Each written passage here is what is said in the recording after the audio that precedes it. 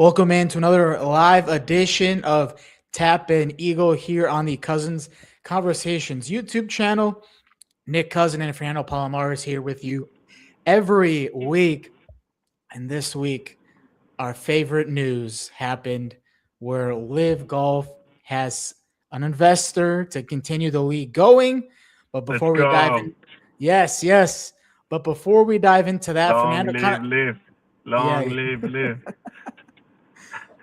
yeah, we'll be singing their praises here in a little bit. But first, Fernando, just tell us you're in your car just out of the golf course. Just tell us a little bit about what you're doing today. Yeah, thank you, man. Right here just taking a lesson from my friend who is a doctor here in Querétaro in Mexico, and he is giving me the best putting advice. Like, he has such a method, and we actually want to show you guys live. So maybe in 2 weeks, we're going to have him on and try to make the lesson live. He's teaching me like a whole method. He already sent me like 36 slides like on theory, and I was like, man, we should like share this with the world. Yeah, no, yeah, that would be cool to share that with the world and give people some free putting advice, but they have to tune in first. So we'll do that, and we love the dedication from Fernando as well from his car. So gotta love the dedication. Yeah, I mean, I wanted to go back home to get the call, but then I was like, man, if I can just squeeze 20 more minutes with this guy. He has a lot of wisdom, and man, you just have to meet him. I'm looking forward to it. We'll get it done. We'll bring a cool exclusive there to our fan base out there, and a lot of new subscribers joining us over these last couple episodes because we've been boots on the ground at different events. We were out at the Corn Fair a couple weeks ago and the Western Am, and this week, we took a week off, but there was a lot going on, and literally as soon as we were done with our episode last week, our favorite news happened. LIV finds an investor to continue the league. We had right before their LIV New York event at Bedminster, CEO Scott O'Neill came out and said that they had secured an investor. They were just waiting until everything happened, like bankruptcy cleared and all those things. They pay back all the players. But here we are, Fernando. Last week we were kind of talking about how we were, a little nostalgic and we were really going to take in these last two LIV events. But now we don't even have to worry about that. When he was asked, okay, well, is it just for next season? Oh, he was saying 27, 28, 29, 30. So LIV is here to stay. Obviously, we don't know those specifics yet because the bankruptcy has to go through first before they reveal who the investor is and all those things. But I know you're excited about this. Yeah, man. I mean, such a huge fan ever since day one, and now I get why Savvy wanted this to happen. Greg Norman. I don't know. I mean, why Greg Norman is not longer part of the organization, but anyway, he started something great alongside the PIF and alongside whoever is in charge of LIV. And so I think the team aspect is amazing and motivates everyone to keep like improving, and every day counts, every shot counts. And I think the Legion 13 has been so steady, and just like Jon Rahm, even though you don't see it, the consistency is dominant, and that's why they're at the top of the rankings. And second place, the four aces, and Reaper GC, and four aces on third. But it's a close battle, and it's anyone's game to win still. It'll all be decided in not this week, but the following week event in Indianapolis. That was confirmed, though, that the final team event of the season will be canceled this year so that LIV can get all their financials in order and get ready for what they're calling as LIV 2.0. And when we talked to Chris McKee last week, he gave us some inside information on how the Cardinal St. John, which was the course they were going to play in Michigan, wasn't even getting everything set up for the event. So that was making it look unlikely. But it will be a different looking LIV, I'm guessing. Maybe no music and no extra concerts and things like that. But there will be golf. It was just a matter of, what golfers will be able to stay and what golfers won't. But we do know that, some will stay. Bryson was talking about the investor. We know, so Bryson's committed, and Ripper GC, they were all talking about how they wanted to stay. So we know that even if some golfers do leave, there will be some golfers remaining, Fernando. Yeah, I mean, obviously the ideal thing would be that PGA players could play on LIV and LIV players could play on the PGA. Like the two, why they should coexist? Like why not? It's like if you take, I don't know, maybe soccer for example. Like there's club football and there's like national football, and so it's not like one player has to decide between any of them. Exactly. And it would be awesome to see them all coexist, kind of like how the Scottish Open was this year, where we had all three tours, DP World Tour, PGA Tour, Live all together. That was awesome.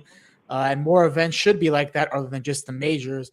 We hope that happens here going forward and everybody kind of puts their Live hate aside because now it's not even funded by the Saudis. So why hate it? Like, I don't understand this argument.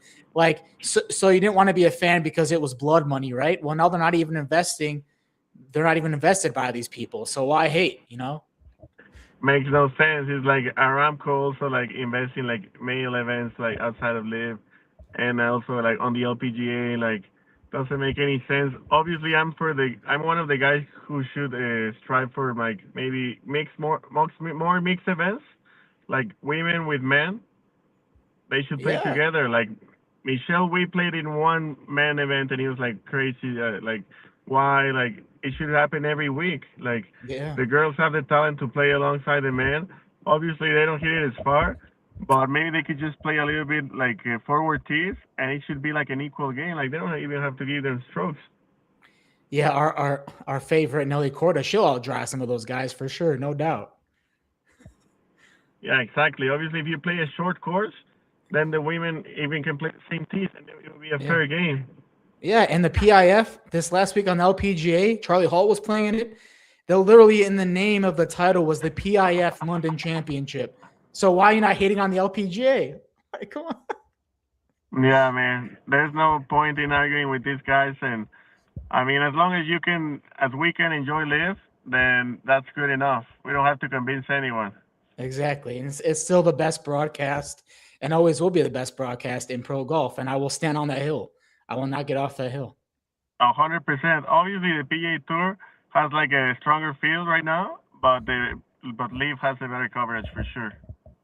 Exactly. So let's get into what happened on Live this weekend. And our guy, Joaquin Niemann, his ninth Live win coming at Trump Bedminster this weekend. And you want to know how dominant Niemann is? I mean, well, this was only his first win this year. But if you look at other golfers who have won on Live, no one has won more than 5. And here is Niemann with 9, Fernando. Yeah, no way. I didn't see if he did any backflips after the win, like he did it a few weeks ago. But man, he just keeps piling them up. He's a beast. He's just like so athletic, and he makes everything. And man, he can work it both ways. Like when he stands on the tee, like he actually decides, oh, should I hit a high draw or a low fade? And even with that hybrid, like he can hit any shot, and it's just so consistent. He hits it to like 5 feet from like 240 yards every time, and I just don't understand the flexibility it takes for this guy to have so much side bend. Like he's literally so close to the ball at impact, even closer than Ryan Fox. It's crazy. And who got really close was Harold Varner the third, HV3, Mr. Jordan Shoes, Mr. Swag. He tied Niemann at one point, and then down the stretch, Niemann made a long eagle putt and a long birdie putt and stretched out that lead.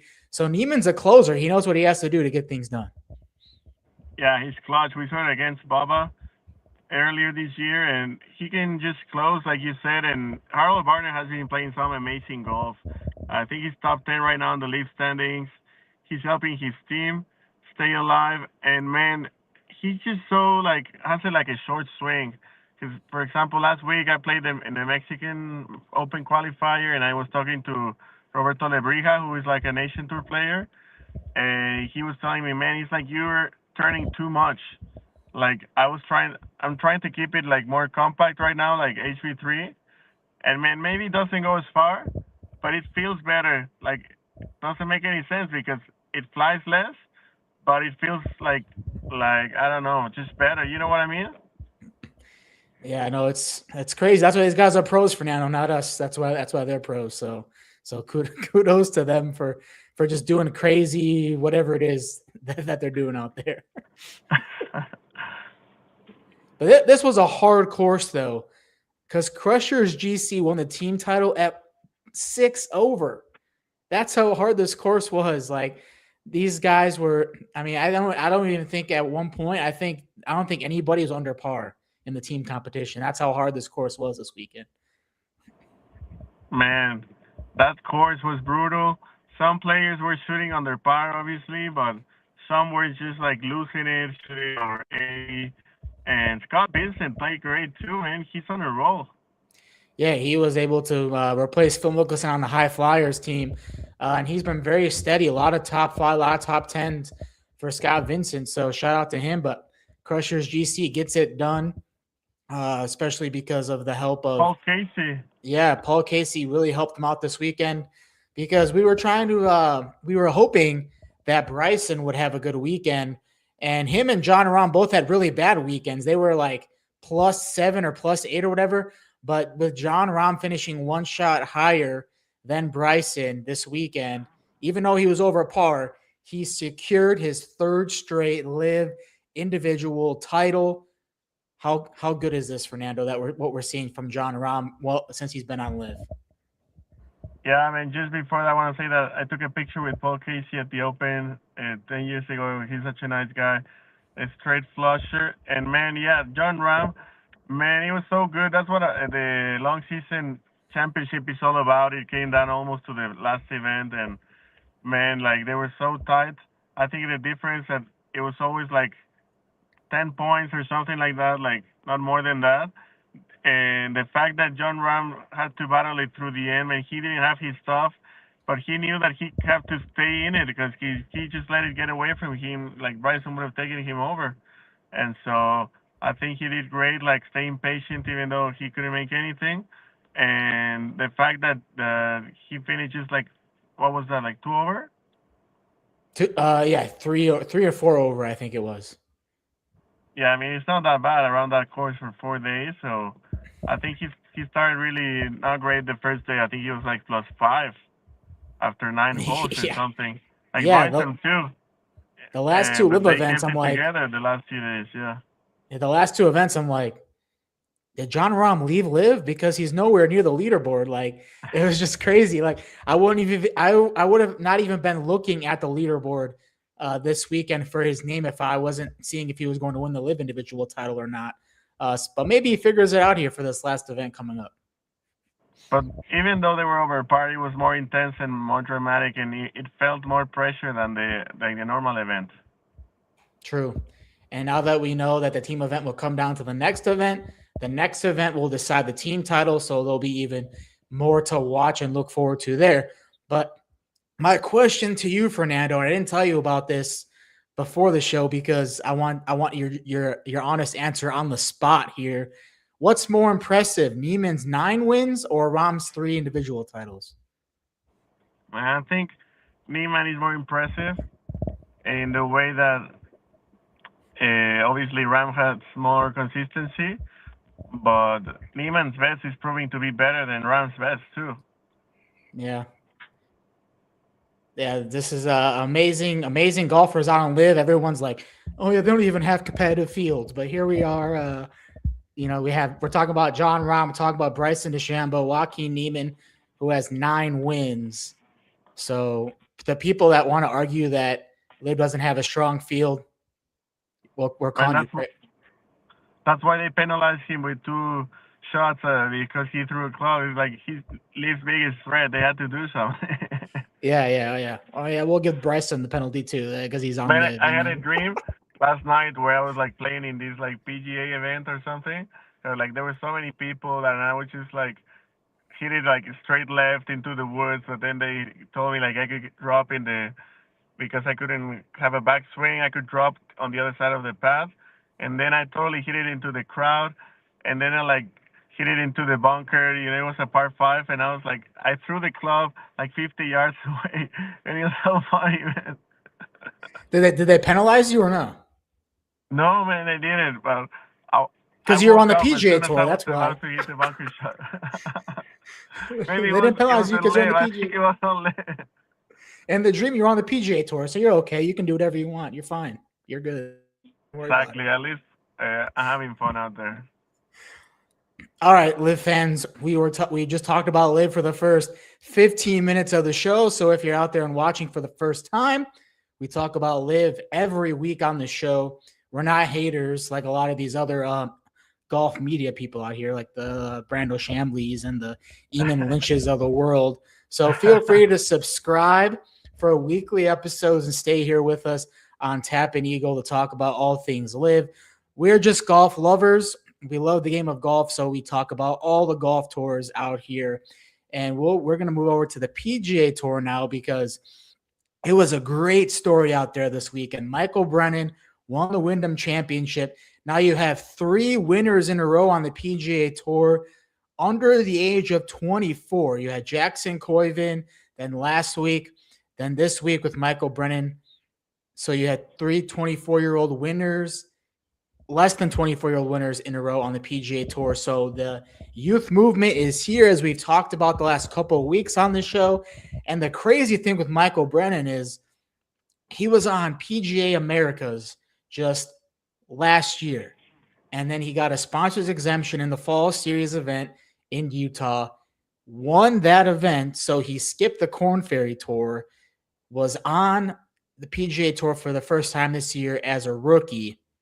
And now he's won his second PGA Tour event.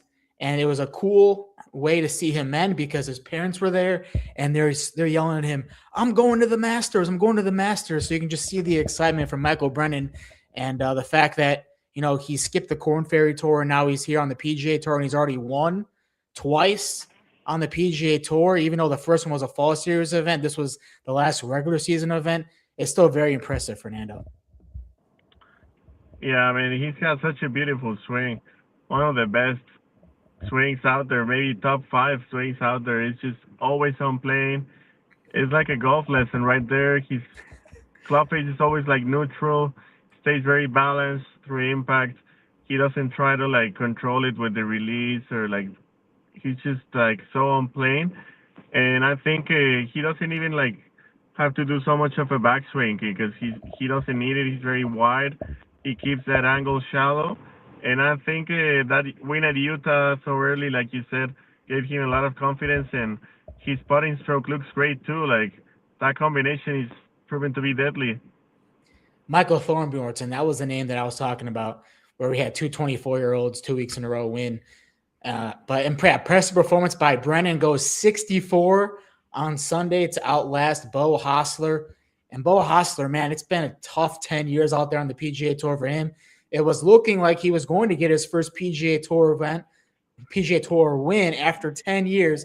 And this was a guy too, Fernando, when he was an amateur golfer, he was better than Scotty Scheffler, Bryson DeChambeau. I mean, he's winning all the amateur titles over these top golfers in the world when he's younger, but he just hasn't been able to put it together on the PGA Tour and really close. He's now 0 for 5 when he has the lead after 54 holes, and he just couldn't get anything going on Sunday. What have you just seen with Beau Hossler throughout the years that maybe might be the issue with him down the stretch? Yeah, I've been watching him ever since he came out at the U.S. Open as an amateur. He was like 14 and he was leading, and like that was crazy, man. I was like, this is a guy's a phenom, like you said, and he is. He's one of the best putters in the world for sure.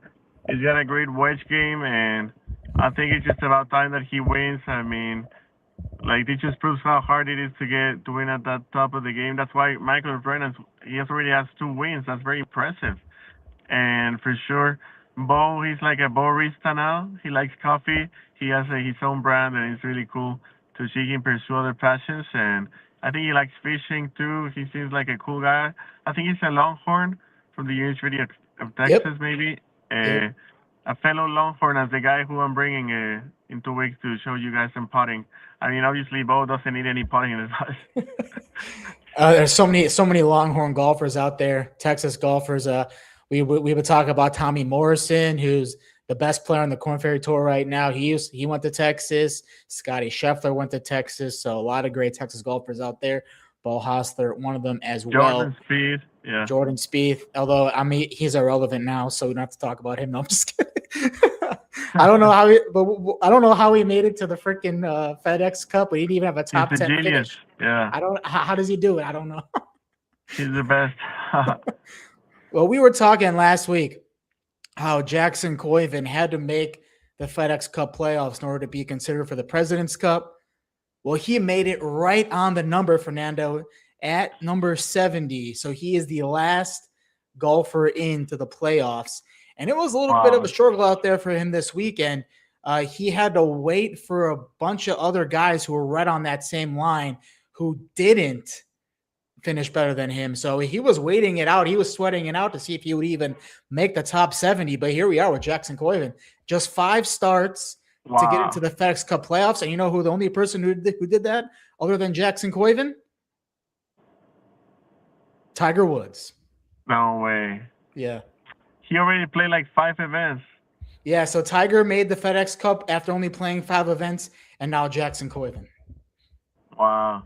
Man, that's how good Jackson is, and that's how the golf gods are always like fair and just. Like, he deserves this.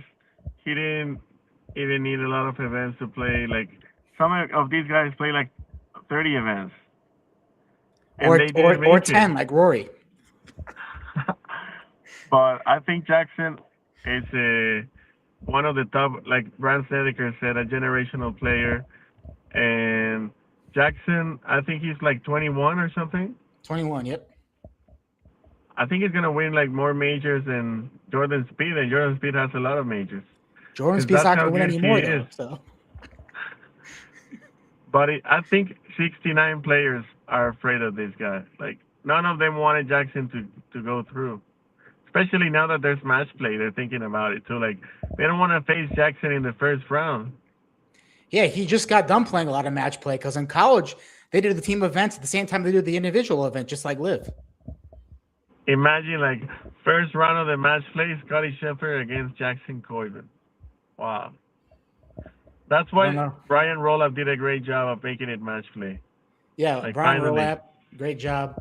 We can't wait till that starts after next year when they have the new PGA Tour. Everything out with the 2 different series and all those things. So now Jackson Koivin, President's Cup, yes? Obviously, man, he's totally in. There's no doubt. No way he's not going to the President's Cup now. Yeah. And I know that he played a practice round with Brant Snedeker and Ricky Fowler at the Wyndham, who are... I think he told him that he should, if he makes the playoffs, he's in. Yeah.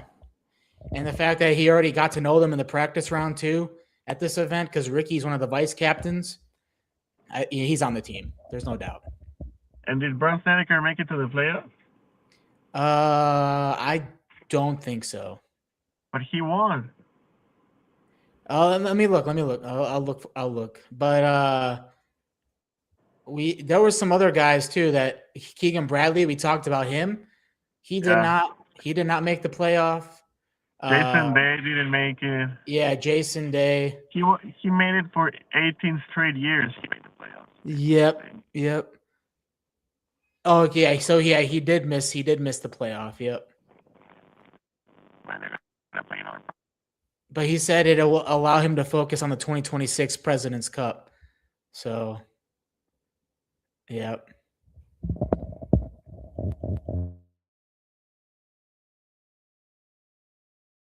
We'll see how that goes with Jackson Koivin and Brant Snedeker and all those things.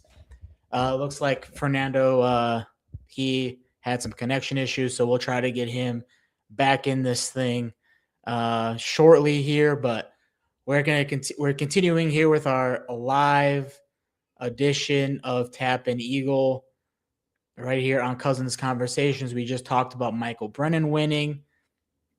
We talked about Joaquin Niemann winning on LIV. And that was his 9th win. Jon Rahm winning his 3rd straight individual title as well. And what was more impressive, Fernando said that Niemann's 9 wins were more impressive than Jon Rahm's, which was interesting take.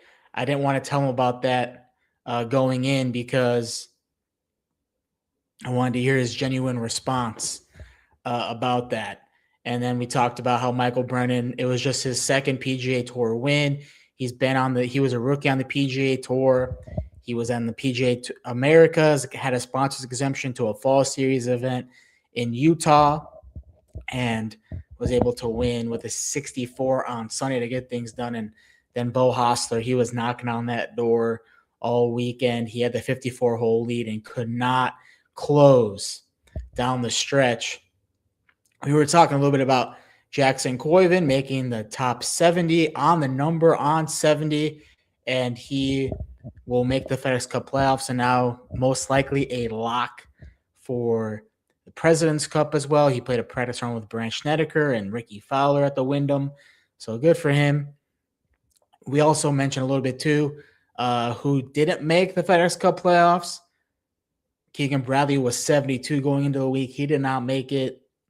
Jason Day ended an 18-year playoffs made streak. That is over. It was the longest active streak of FedEx Cup appearances, and he just talked about how he was just he was battling through injuries a lot of the year and was just trying to get healthy and just couldn't get to the point where he was healthy enough to play. So he was actually looking forward to the offseason and getting healthy there so that he could get back to being good next year on the tour. And you're talking about a guy who was number 1 in the world at one point, major champion, a lot of experience on the President's Cup, and now Fernando is good. We're welcoming him back in.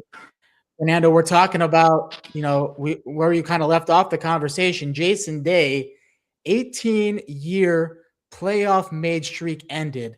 That was the longest active streak going until this year.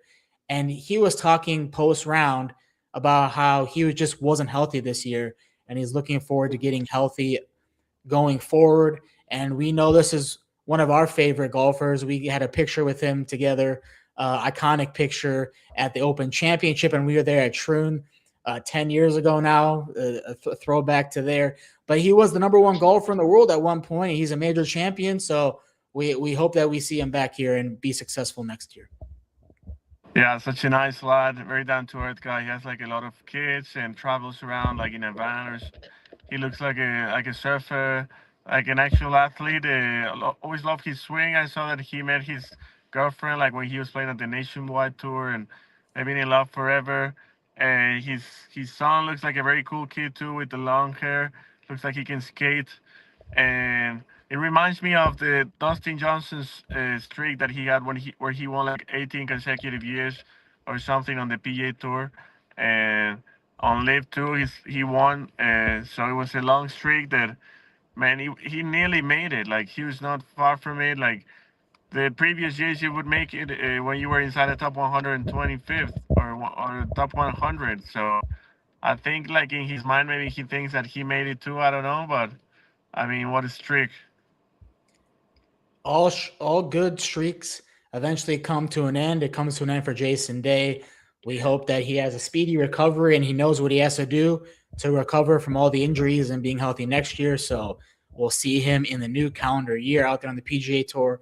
And another golfer who was very honest about not making the FedEx Cup playoffs was Brooks Koepka. He said it was pretty pathetic that he didn't make the FedEx Cup playoffs. He just knew his putting wasn't there. He said, I had 0 top 10s the last 2 years between the PGA Tour and LIV. But really also the PGA Tour didn't really help him out. I mean, you talk about how competitive of a player Brooks Koepka is, and he's not even playing the signature events among the best golfers. I really think the problem here was like he didn't really have a way to get those competitive juices really going because he wasn't competing against the best players on the PGA Tour because he wasn't allowed to be in those signature events, Fernando. So what's your take on Brooks Koepka and why he's struggling? Yeah, I mean, sure, you're right. Like, I mean, they gave him enough chances to make the playoffs, but at the same time, they deterred him, not withholding him back from the signature events. Like, the private equity kind of like punishment made sense, like I guess, but maybe the signature events punishment didn't make sense. Yeah, so we'll see Brooks back out there, but at least it's good. Like a lot of these golfers, they're not. We don't really hear like deep thoughts from them, but the fact that he knows where he has to improve and where his game is at, and he's still happy being out there as well. You have to respect how honest he was, saying he was pretty pathetic that he wasn't making the playoff. Well, I think he's still like on the top 15 on some ball striking categories, so I think that's why he's saying that. Obviously, it's frustrating if you hit it like to 10 feet from 300 yards away, but then you don't make the putt. You know what I mean? Yeah. So that's why I'm here and now I'm taking putting lessons. It comes down to the putting, That's the reason why Scotty's only won once this year is because he can't seem to make any putts either. So it's always the putting, Fernando. You have to finish the deal. Well, you can get it to the hole all you want, but you got to get it in the hole. I mean, obviously all the things have to work. It's not just the putting. It means that every single part of the game counts. Obviously, it doesn't matter how well you putt if you cannot hit the tee shot in bounds. Exactly. Everything has to come together. And now we'll see all the best top 70 out there this week. The FedEx St. Jude and TPC Southwind will narrow it down to 50 after this week to go to St. Louis and Belle Reve in the BMW Championship the following week.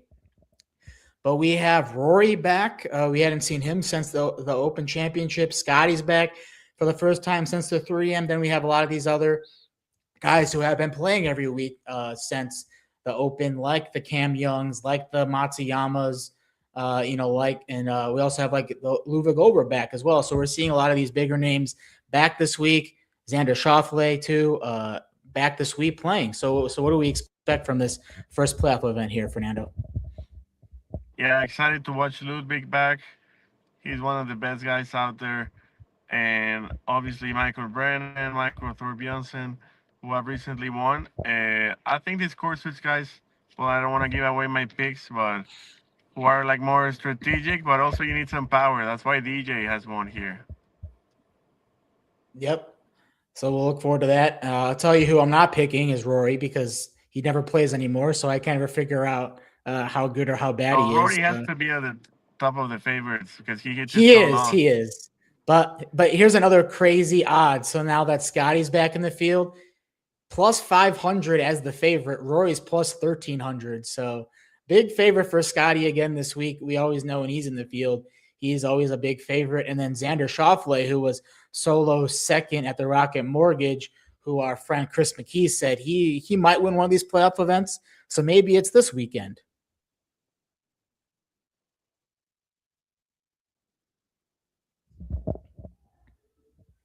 Yeah, totally. I think the difference between Scotty and Rory is bigger than the difference between McIlroy and Schauffele. But just barely.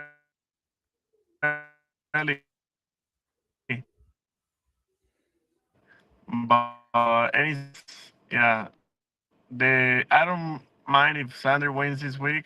Obviously, he's such a cool guy, and he definitely has the most history. So if his problem is the putting, that means he's about to win because the ball striking has always been like the question with him. Mm-hmm.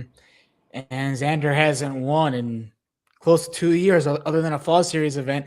He wasn't even in the FedEx Cup playoff last year. So I think he's ready. I think he's going to win one of these. If it's not this week, next week, since he's up there in the top 30. So, but good to see Rory back. Maybe this was the deal he made because he originally said, I'm just going to show up for the FedEx for the Tour Championship and I'll be good. So it's good to see that he's in the field for these next 2 weeks and he'll be out there. But let's get into our picks.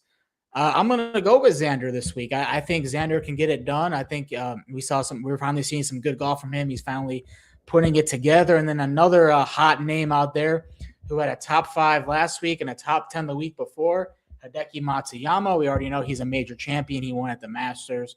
And his game's really trending. And then a guy who we have to look back all the way to the Open, but he played well in every major this year and just had heartbreak on the last day, Sam Burns. I think Sam Burns can get one of these playoff wins and maybe even win the Tour Championship when we get to the end of this thing.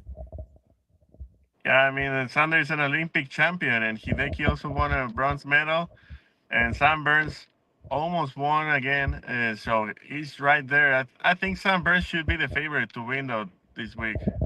I don't know. I don't know why he's not up there, but he should be a great bet this week. I already put money on it, so there we go. Sam Burns, one of my picks. I also put it on Matsuyama and Xander because we're riding with y'all. We're giving you these picks and we're riding with y'all. Like, you know, we're trying to be serious here, and you know, if our guys don't make it, we're just as upset as you back home for everybody making those bets. But let's get into Fernando's favorites. And Mr. I didn't get a top 10 this year, but I still made the FedEx Cup playoffs. Jordan Spieth, Min Woo Lee, and Sungjae Im. Exactly. I think Jordan Spieth has. I mean, he needs a 23rd to make the next stage of the playoffs, and he's as clutch as they come. So I think a top 10 bet on him would be a smart decision. And Min Woo Lee, I mean, Jordan Spieth almost won this event. He made a playoff once. And Min Woo Lee, I think he's so powerful off the tee, and he's playing great recently. And Sungjae Im, he's the best. I mean, Malbon has such a great eye for players. Like they have Jason Day and they have Jackson Coiban. They've been signing everybody now, and Sanjay's probably their coolest guy out there. And his caddy's also great, like Willie Wilcox. Shout out to them. I think Sanjay only needs time to settle into his greatness, man. He plays every week out there on the PGA Tour. Him and Siwoo Kim, they're out there every week playing. So mad respect to them for playing every week and still staying consistent out there. A lot of top 10s for both of them this year. Yeah, the Korean guys are killing it. We love to see that. Also, the return of the DP World Tour this weekend. We hadn't seen a official DP World Tour event since the Scottish Open. They're all in Denmark this week. Eugenio Chacarra, he is the favorite going in. He's already got a couple wins this year and already pretty much secured his PGA Tour card for next year, as well as we know Patrick Reed has done that as well. But a lot of the Danish guys out there, Rasmus Højgaard, who didn't make the FedEx Cup playoffs, he'll be back in the home country. His brother Nikolai will be there, and then the other Rasmus, Nergard Peterson, Thornbjorn Olsen, all the Danish guys, and Bubba Watson will be there as well. So you have a Danish guy you think will do well this weekend, Fernando? Yeah, I think Thorbjørn Olesen is like the bad boy. Like he's the most talented guy of the lot, and that would be my pick right now. I'm watching Jael Chain, a fellow Mexican professional player here. Practice, he's doing like some flop shots and some runners on the putting green. He played for the University of Colorado, or one of those, and try to get him on the show. Go Buffs. And Bubba Watson, I hope he wins. I mean, he's the best. He just recently posted a video where he like skips it over the water with a hook, and just amazing. Always big driver. I remember when he was on the PGA Tour and the BMW Championship was in Chicago, and I watched him on the driving range, and he was hitting balls over the fence, and that was like over 350 yards away. I still remember Bubba Watson when I was a kid. He was one of my favorite guys because he would just bomb the ball. He had that pink driver. He was one of my favorite guys as a kid, favorite golfers out there as a kid. And we'll be seeing him on the DP World Tour this week, along with all the Danish guys out there in their home country of Denmark. DP World Tour returns. On the Corn Ferry, we saw 59 and a first-time win on the Corn Ferry Tour. So a lot of unbelievable. Like,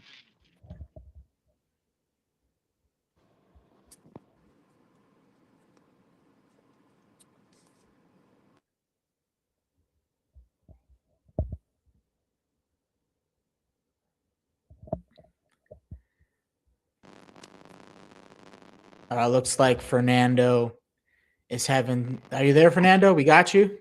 oh, can you hear me now? Yes, we got you. We got you.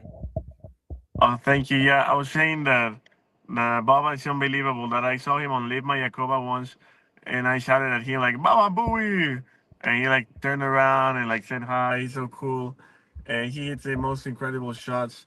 Like you said, he has such tremendous raw power.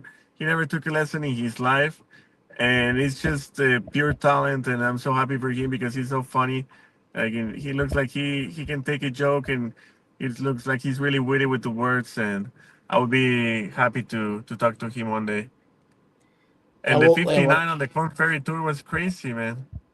59 to win it, first Corn Ferry win with a 59 out there. So very impressive.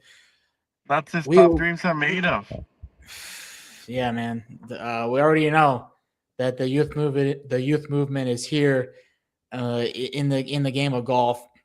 Tommy Morrison, as we know, Blaze Brown, even though he didn't make the cut this week at the Wyndham, we still know he'll win majors in the future. So the youth movement in golf is here.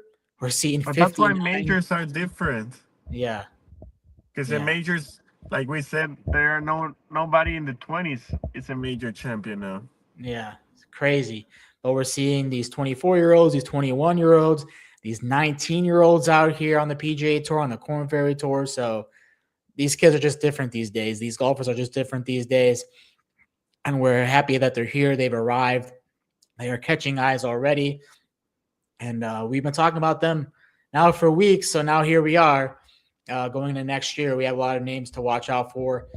We've enjoyed being here with you this week for the good 42 minutes here on the Cousins Conversations YouTube channel, Facebook, Twitter, wherever you're watching. Come over to the Facebook page or come over to the YouTube page, hit that subscribe button. Come back with us every week for weekly episodes.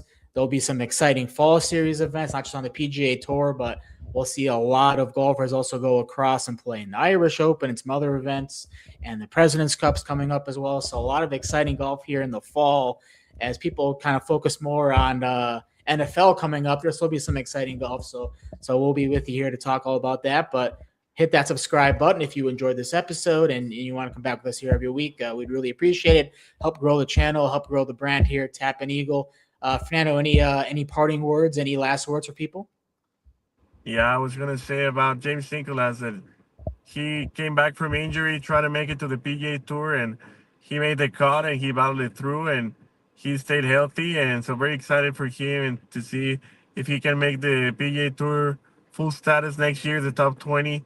He's on the bubble right now, very on the outside, just looking in, and so I'm looking forward to this week and see if he can get it done. 4 events left on the Corn Ferry Tour to get it done. We'll see Blades Brown back out there. He's 9th right now. Tommy Morrison is 4th. So looking good. James Nicholas, he'll be battling for a spot. So a lot of these guys out here looking for spots, and we wish them well. And we'll be here to talk about it all next week. For Fernando and Nick Cousin here on the Cousins Conversation YouTube channel and Tap and Eagle.